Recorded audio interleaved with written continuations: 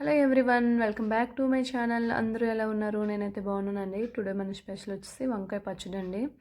నేను ఎప్పుడు వంకాయ పచ్చడి అనేది పెద్దగా లైక్ చేయను, అలాంటిది మా వదిన చేసిందండి. చాలా బాగుంది వంకాయ పచ్చడి అయితే. దీన్ని ముందుగా మనం కాల్చుకోవాలండి.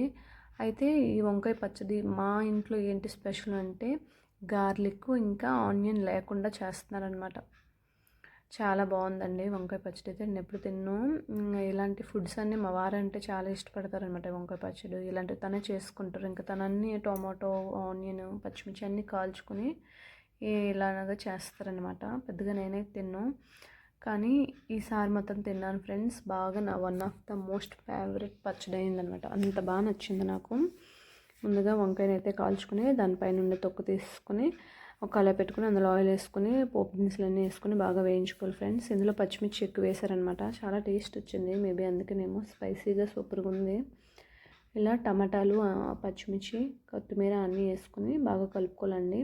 ఇందులోనే ఉప్పు, కారం, మసాలాలు అన్నీ వేసుకుని టమాటా అంతా గుజ్జుగా అయ్యేలాగా చూసుకోవాలి. స్మాష్ అయిపోవాలి బాగా. ఇంకోండి టమాటాలు బాగా కలుపుకోవాలి ఫ్రెండ్స్.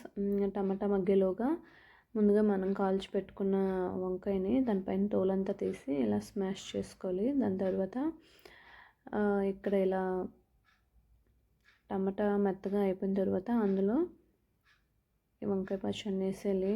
నిజంగా నమ్మరు, చాలా బాగుంది. నేను ఎప్పుడు తినని దాన్ని కూడా నాకు బాగా నచ్చింది అనమాట ఈ పచ్చడి. ఇంకా అయిపోయిందండి ఇంతని.